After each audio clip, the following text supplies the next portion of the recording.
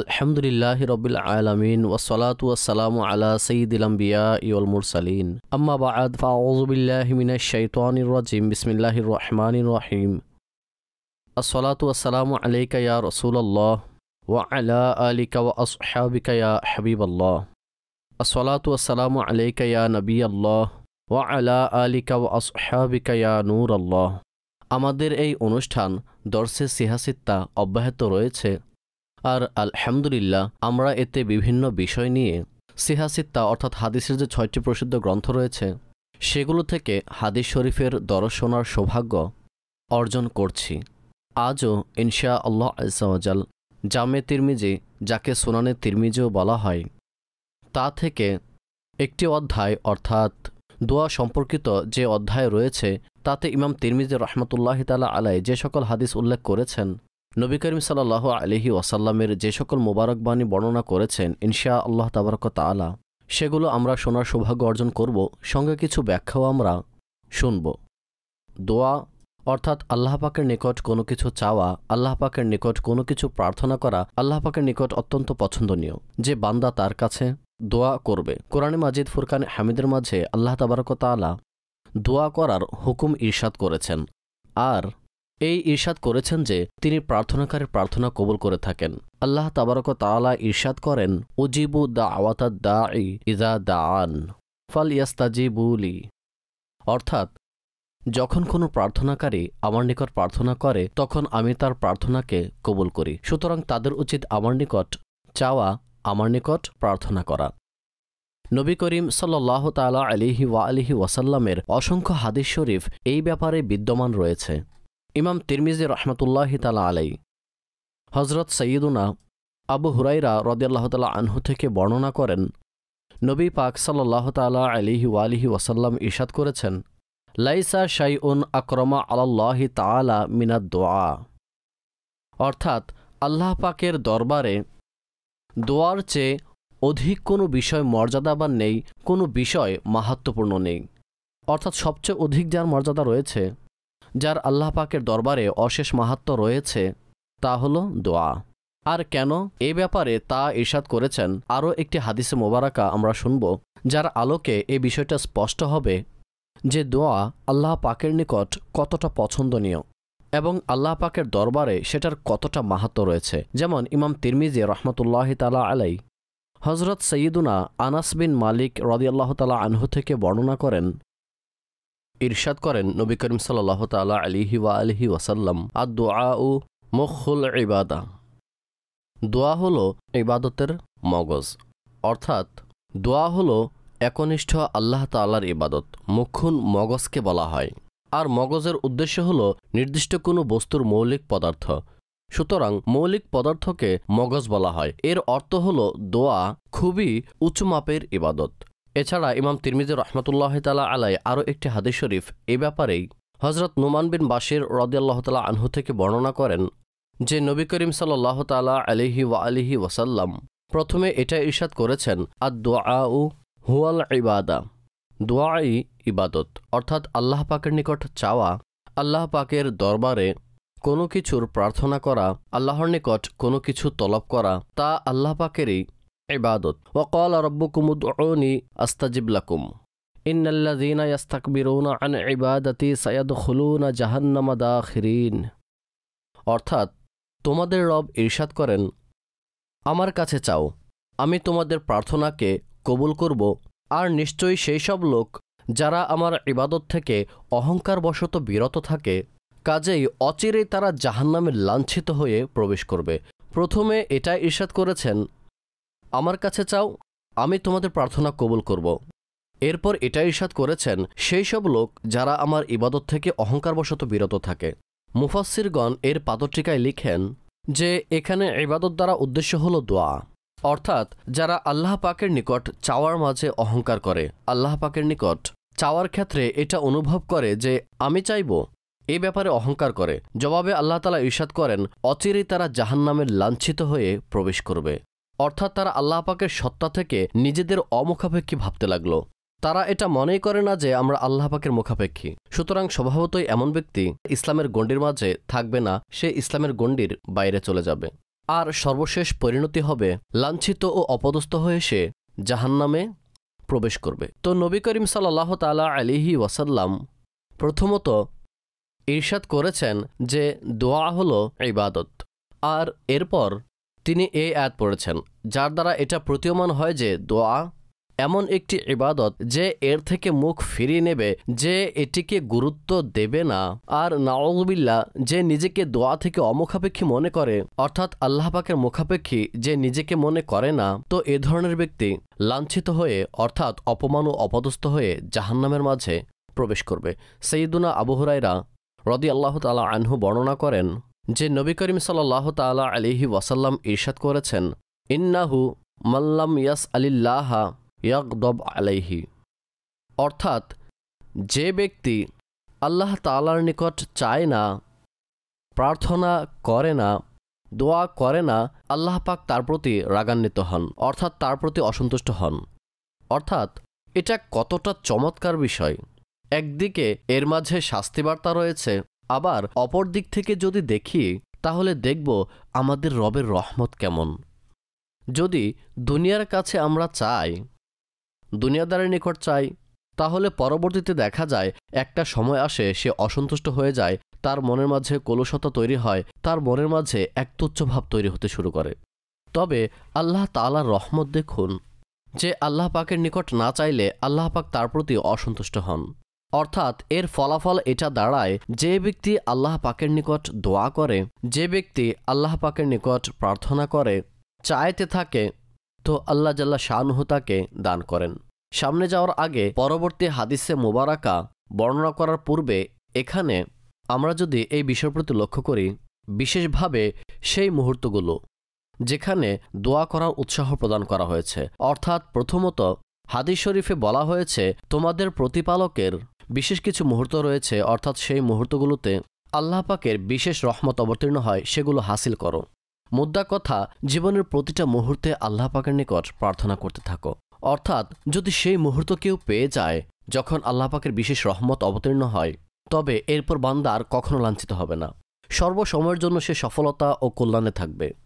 তবে কিছু মুহূর্ত, কিছু সময় আল্লাহ পাক এমন নির্ধারণ করেছেন যাতে আল্লাহ পাক দোয়া কবুল করেন, অর্থাৎ অপরিহার্যভাবে বান্দার দোয়া কবুল হয় যখন সে গভীর ভালোবাসা নিয়ে সুদৃঢ় বিশ্বাস ও ভক্তির সাথে আল্লাহ পাকের নিকট দোয়া করে। আর তন্মধ্যে বিশেষ যে মুহূর্ত রয়েছে তা হলো রাতের শেষ মুহূর্ত। কারণ রাতের শেষ মুহূর্তে আল্লাহ পাকের বিশেষ রহমত অবতীর্ণ হয় দুনিয়ার আসমান, অর্থাৎ প্রথম যে আসমানটি আমাদের দৃষ্টিগোচর হয় তাতে আল্লাহ পাক নিজের শান মোতাবেক তাজাল্লি প্রদান করেন। এরপর আহ্বান করা হয়, আছো কোনো প্রার্থনাকারী, আমি তাকে দেব। আছো কোনো মাগফেরাত তালাশকারী, আমি তার মাগফেরাত করব। এমন কেউ আছো, এমন কেউ আছো, এভাবে আল্লাহ পাকের পক্ষ থেকে আহ্বান আসে। অনুরূপ প্রত্যেক রাতে সংঘটিত হয়। কিছু বর্ণনার মাঝে অর্ধরাতের কথা এসেছে, কিছু বর্ণনার মাঝে শেষ রাতের কথা এসেছে, কিছু বর্ণনার মাঝে সম্পূর্ণ রাতের কথা এসেছে। তবে বিশেষ করে রমজানের যে রাতগুলো রয়েছে তাতে আল্লাহ পাকের দরবারে ব্যক্তির দোয়া বিশেষভাবে কবুল হয়ে থাকে। এমনকি আলেমগণ এ ব্যাপারে অভিমত ব্যক্ত করেন যে মাসের ক্ষেত্রে সবচেয়ে বরকতময় যে মাসগুলোর কথা বলা হয়েছে তা রমজান মাস ও জিলহজ মাসের কথা বলা হয়েছে। অতঃপর আলেমগণ ইরশাদ করেছেন, জিলহজের যে 10 দিন রয়েছে, প্রথম 10 দিন, এতে দিনের যে সময়টা তা রমজান মাসের তুলনায় উত্তম। তবে রমজানের যে রাত রয়েছে তা জিলহজের রাতের তুলনায় অধিক ফজিলত সম্পন্ন, কারণ এই রাতগুলোতে বেজোড় রাত রয়েছে, আর সেই রাতগুলোতে আল্লাহ পাকের বিশেষ রহমত তা অবতীর্ণ হয়ে থাকে। সুতরাং আল্লাহ পাক আমাদের সুযোগ দান করেছেন। সাইয়্যিদুনা আবু হুরায়রা রাদিয়াল্লাহু তাআলা আনহু বর্ণনা করেন যে রাসূল করিম সাল্লাল্লাহু তাআলা আলাইহি ওয়া আলিহি ওয়াসাল্লাম ইরশাদ করেছেন, মান সাররাহু আইয়াস্তাজিবাল্লাহু লাহু ইনদা শাদাইদি ওয়াল কুরাব ফালিউকসিরিদ দুআআ ফির রাখা। খুবই চমৎকার এর অর্থ ও অনুবাদ এবং মহৎ উপদেশও রয়েছে এর মাঝে। নবী পাক সাল্লাল্লাহু আলাইহি ওয়াসাল্লাম ইরশাদ করেছেন, যার নিকট এটা পছন্দনীয়, যাকে এই বিষয়টা আনন্দ দেয় যে ওই মুহূর্তে আল্লাহ পাক তার দোয়া কবুল করেন, যেই মুহূর্তে সে সংকীর্ণতা অর্থাৎ মুসিবতের মাঝে, কষ্টের মাঝে, পেরেশানির মাঝে থাকে। যে এই বিষয়টা পছন্দ করে যে উক্ত পরিস্থিতিতে তার দোয়া কবুল করা হোক, তবে এমন বান্দার উচিত যখন সে সমৃদ্ধির মাঝে থাকবে তখন যেন আল্লাহর নিকট অধিক হারে দোয়া করে। অর্থাৎ আপনি আল্লাহ পাকের নিকট মুসিবতের সময়, পেরেশানির সময়, সংকটের সময়ও দোয়া করবেন, তো দোয়া কবুল করার পবিত্র সত্তা একমাত্র তারই। আর এই মুহূর্তেও দোয়া করা উচিত। তবে যে মুহূর্তে বান্দা সচ্ছলতার মাঝে থাকবে, যে মুহূর্তে অনটনের মাঝে থাকবে না, নেয়ামত ও প্রশস্ততার মাঝে সে জীবনযাপন করবে, সমৃদ্ধির সাথে সে জীবন অতিবাহিত করবে, সেই মুহূর্তেও তার উচিত আল্লাহ পাকের দরবারে দোয়ায় মগ্ন থাকা। যখন সে সমৃদ্ধির মাঝেও আল্লাহ পাকের দরবারে দোয়া করবে, তখন ফলাফল এটা দাঁড়াবে, যখন সে পেরেশানির মাঝে লিপ্ত হবে, যখন সে মুসিবতের মাঝে নিপতিত হবে, তখন তার রব তার দোয়া দ্রুত কবুল করে তার মুসিবত এবং পেরেশানি দূর করে দিবেন। বর্তমানে সাধারণত হয় কি, যে যখন বান্দা পেরেশানিতে পড়ে, সংকটের মাঝে পড়ে, তখন সে আল্লাহ তাআলার দরবারে দোয়ায় ব্যস্ত হয়ে পড়ে। কোনো বড় সমস্যা দেখা দিলে, কোনো বড় পেরেশানি চলে এলে, কোথাও তার সমস্যার সমাধান হচ্ছে না এবং সব দিক থেকে তার দরজা বন্ধ হয়ে গেছে, তখন আল্লাহ পাকের দরবারে উপস্থিত হয়। সবাই জানে এটাই সেই দরবার যেখান থেকে পেরেশানি ও মুসিবত দূরীভূত হয়। সর্বশেষ এখানে আসতে হবে।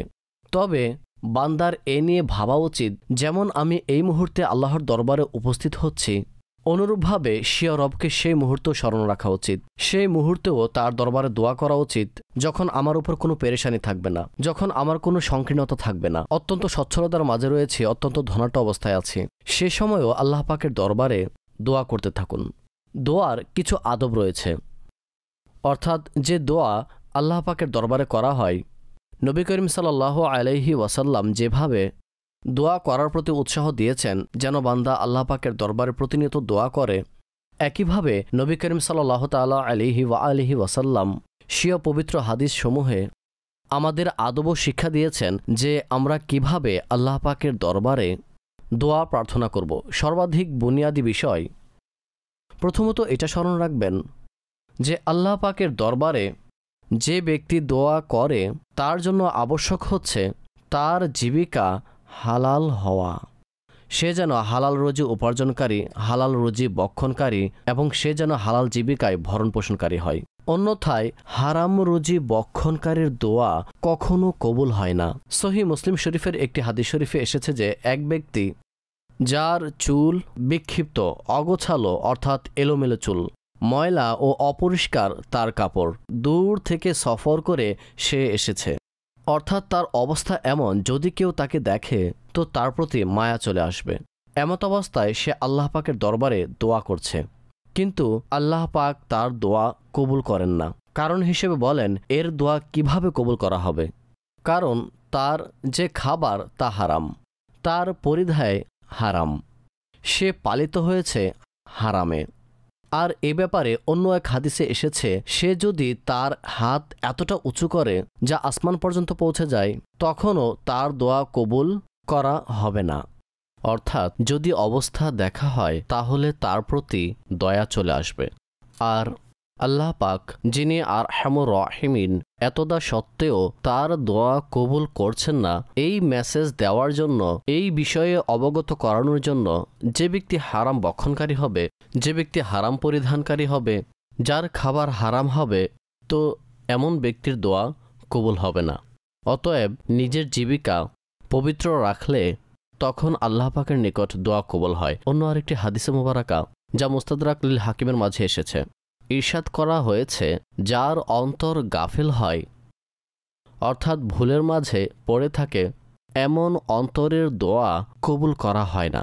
অর্থাৎ ব্যক্তি দোয়া তো করছে আল্লাহ তাআলার দরবারে যে হে আল্লাহ, আমাকে অমুক অমুক জিনিস দিয়ে দাও, আমার অমুক পেরেশানি দূর করে দাও, আমার প্রয়োজন পূরণ করে দাও, তবে তার অন্তর অন্য কোথাও পড়ে আছে, তার চিন্তা অন্য কোনো কিছুতে ব্যস্ত, তার মনোযোগ আল্লাহ পাকের বারগাহের মাঝে নেই, তার আন্তরিক যে ফোকাস রয়েছে তা অন্য কোনো দিকে। আল্লাহ পাক এমন গাফিল অন্তরের দোয়া কবুল করেন না। সুতরাং দোয়া করার সময় আদব হচ্ছে যে যখন আপনি আল্লাহ তাআলার দরবারে দোয়া করছেন, তার কাছে প্রার্থনা করছেন, তার নিকট আরজ করছেন, সুতরাং তখন আপনার মনোযোগও আল্লাহ পাকের বারগাহে থাকা উচিত। এটাকে উদাহরণের মাধ্যমে কিছু বুজুর্গ অত্যন্ত চমৎকারভাবে বুঝিয়েছেন। আপনি যদি কোনো হাকিমের কাছে যান, কোনো অফিসারের কাছে যান, আর গিয়ে তাকে নিজের কোনো প্রয়োজনের কথা শোনান যে আমার অমুক বিষয় প্রয়োজন, আমার এমন সহযোগিতার প্রয়োজন, অথবা অমুক পেরেশানির মাঝে রয়েছি, তখন আপনি আলোচনা তো কোনো হাকিমের সাথে করছেন, কথা তো কোনো অফিসারের সাথে বলছেন। তবে কখনো আপনি এদিকে তাকান, কখনো আপনি সেদিকে তাকান, কখনো আপনি উপর তাকান, আপনার যে মনোযোগ, আপনার যে ধ্যান, তার পুরোটাই অন্য কোনো দিকে। এখন এত বড় অফিসার, তিনি আপনার কথা কিভাবে গ্রহণ করবে? সে বলবে তার পরোয়াই নেই এই বিষয়ের যে আমি তার আবেদন মঞ্জুর করব, তার সমস্যা সমাধান করব, কারণ সে আমার সাথে কথাই ঠিকভাবে বলছে না, তো তার সমস্যা আমি কিভাবে সমাধান করব? যদিও আল্লাহ পাক এই সকল বিষয় থেকে পবিত্র, তবে স্বভাবতই তার দরবারের যে আদব তা সবার উপরে। সুতরাং যখন আপনি আল্লাহ পাকের নিকট দোয়া করবেন, তখন আল্লাহ পাকের বারগাহে নিজের হৃদয়কে উপস্থিত রাখুন। আপনি আল্লাহ পাকের সাথে কথোপকথন করছেন, আল্লাহ পাকের সাথে কথা বলছেন, সুতরাং আপনার মনোযোগ আল্লাহ তাআলার বারগাহেই থাকা উচিত। ধ্যান অন্য কোথাও চলে গেল, মনোযোগ অন্য কোথাও চলে গেল, তো দ্রুত আপনার মনোযোগ আল্লাহ পাকের বারগাহে নিয়ে আসুন। এটি দোয়ার মৌলিক আদবসমূহের অন্তর্ভুক্ত। অতঃপর যখন বান্দা আল্লাহ তাআলার নিকট দোয়া করবে, এখন তার শুরু কোত্থেকে করা উচিত? সাইয়্যিদুনা উবাই বিন কাব রাদিয়াল্লাহু তাআলা আনহু বর্ণনা করেন যে রাসূলুল্লাহ সাল্লাল্লাহু তাআলা আলাইহি ওয়াসাল্লাম যখন কারো আলোচনা করতেন এবং তার জন্য দোয়া করতেন, তখন নিজের সত্তা থেকে শুরু করতেন। অর্থাৎ যখন আপনি কারো জন্য দোয়া করবেন, তখন দোয়ার প্রারম্ভ নিজের সত্তা থেকে করবেন, অতঃপর অন্যের জন্য দোয়া করবেন। যেমন উদাহরণস্বরূপ, হে আল্লাহ আযজা ওয়া জাল, আমাকে মাগফিরাত দান করো, আমার পিতামাতাকে মাগফিরাত দান করো, আমার সকল বংশধরকে মাগফিরাত দান করো, আহলে সুন্নাতের সবাইকে মাগফিরাত দান করো, নবী করিম সাল্লাল্লাহু আলাইহি ওয়াসাল্লামের সকল উম্মতকে মাগফিরাত দান করো। হে আল্লাহ, আমার পেরেশানিগুলোকে দূর করে দাও, আমার ভাইয়ের পেরেশানিগুলো দূর করে দাও, আমার পিতামাতার পেরেশানি দূর করে দাও, সকল উম্মতের পেরেশানি দূর করে দাও। এভাবে প্রারম্ভ নিজের সত্তা থেকে করা যে আমি সবচেয়ে বেশি আল্লাহ তাআলার মুখাপেক্ষী। যখন সম্মিলিতভাবে দোয়া করতে হবে, অর্থাৎ নিজের জন্য দোয়া করতে হবে, অপরের জন্য দোয়া করতে হবে, সুতরাং এমত অবস্থায় নিজের সত্তা থেকে আরম্ভ করা উচিত। এটাই নবী করিম সাল্লাল্লাহু তাআলা আলাইহি ওয়াসাল্লামের দোয়ার পদ্ধতি। অনুরূপভাবে প্রার্থনারত অবস্থায় হাত উঠানো আদব, কারণ নবী করিম সাল্লাল্লাহু তাআলা আলাইহি ওয়াসাল্লামের অভ্যাস ছিল যে যখন তিনি দোয়া করতেন তখন স্বীয় হাতগুলো তুলে ধরতেন। হযরত সাইয়্যিদুনা আমিরুল মুমিনিন ওমর বিন খাত্তাব রাদিয়াল্লাহু তাআলা আনহু বর্ণনা করেন যে কানা রাসূলুল্লাহ সাল্লাল্লাহু আলাইহি ওয়াসাল্লাম ইযা রাফা ইয়াদাইহি ফি দুআ, রাসূলুল্লাহ সাল্লাল্লাহু তাআলা আলাইহি ওয়া আলিহি ওয়াসাল্লাম যখন নিজের হাতগুলো দোয়ার জন্য উঠাতেন, দোয়ার জন্য হাতগুলো উঁচু করতেন, নবী করিম সাল্লাল্লাহু তাআলা আলাইহি ওয়াসাল্লাম নিজের হাতগুলো নিচে নামাতেন না যতক্ষণ না নিজের চেহারায় বরকতময় হাতগুলো মালিশ করে নিতেন। সুতরাং হাত উঠানো এটিও নবী করিম সাল্লাল্লাহু তাআলা আলাইহি ওয়া আলিহি ওয়াসাল্লামের দোয়ার পদ্ধতি। আর যখন দোয়া শেষ করে নেবেন, তখন এরপর পরিপূর্ণভাবে নিজের চেহারায় হাতগুলো মালিশ করুন, কারণ আল্লাহ পাকের রহমত যা হাতের মধ্যে বর্ষণ হচ্ছে তা নিজের চেহারায় পরিপূর্ণ মালিশ করে নেওয়া, এটি দোয়ার আদবের অন্তর্ভুক্ত। আরও একটি আদব ইমাম তিরমিজি রাহমাতুল্লাহি তাআলা আলাইহি বর্ণনা করেন। হযরত সাইয়্যিদুনা আবু হুরায়রা রাদিয়াল্লাহু তাআলা আনহু থেকে বর্ণিত যে নবী করিম সাল্লাল্লাহু তাআলা আলাইহি ওয়াসাল্লাম ইরশাদ করেছেন, ইউস্তাজাবু লিআহাদিকুম মা লাম ইয়াজাল ইয়াকুলু তাআউতু ফালাম ইউস্তাজাব লি, অর্থাৎ তোমাদের মধ্য থেকে প্রত্যেকের দোয়া কবুল করা হয় যতক্ষণ না সে তাড়াহুড়ো না করে। আর তাড়াহুড়ো করার অর্থ হলো সে এভাবে বলবে আমি দোয়া করেছি অথচ দোয়া কবুল হয়নি, সুতরাং সে তাড়াহুড়ো করছে যে আমি দোয়া করেছি অথচ দোয়ার ফল আমার সামনে প্রকাশ পায়নি। যখন সে এ ধরনের কথাবার্তা শুরু করে দেয়, তখন এমন বান্দার দোয়া কবুল হয় না। সর্বদা স্মরণ রাখবেন, যখন বান্দা দোয়া করে, আদব সহকারে দোয়া করে, তার জীবিকা ও হালাল মনোযোগ সহকারে দোয়া করে, তাড়াহুড়ো করে না, সুতরাং যেভাবেই হোক তার দোয়া কবুল হয়। কারণ আল্লাহ তাবারক তাআলা আমাদের পরওয়ারদিগার, আমাদের প্রতিপালক, এই বিষয়ে প্রতিশ্রুতি দিয়েছেন যে তিনি দোয়া কবুল করবেন। আমি প্রার্থনাকারীর প্রার্থনা কবুল করি যখন সে আমার কাছে চায়। ওয়া ক্বালা রাব্বুকুম উদউনি আস্তাজিব লাকুম, তোমাদের রব ইরশাদ করেন যে আমার নিকট প্রার্থনা করো, আমি কবুল করব। যখন আল্লাহ পাক প্রতিশ্রুতি দিয়েছেন, সুতরাং তিনি দোয়া কবুল করবেন। তবে দোয়া কবুল হওয়ার যে ক্যাটাগরি রয়েছে তা হাদিসের মাঝে 3 প্রকারের কথা বলা হয়েছে। নাম্বার 1, অনেক সময় দোয়ার ফলাফল আমাদের সামনেই চলে আসে। আমরা কোনো জিনিস আল্লাহ পাকের নিকট চাই যে হে আল্লাহ, আমাকে অমুক জিনিস দান করো, আমার অমুক মুসিবত পেরেশানিকে দূর করো। যখন ফলাফল সামনে আসে তখন আমাদের এই দোয়া কবুল হয়েছে। সুতরাং আমরা সাধারণত এটাকেই মনে করি যে একেই দোয়া কবুল হওয়া বলে, অথচ এমন নয়। দোয়া কবুল হওয়ার আরও একটি ধরন যা ক্ষেত্রবিশেষ এর চেয়েও বেশি ভূমিকা রাখে। যেমন আমরা আল্লাহ পাকের নিকট দোয়া করলাম, আমাদের উপর কোনো পেরেশানি বা মুসিবত আসার কথা ছিল, তবে আল্লাহ পাক সেই দোয়ার বরকতে সেই পেরেশানিকে, মুসিবতকে দূর করে দেন।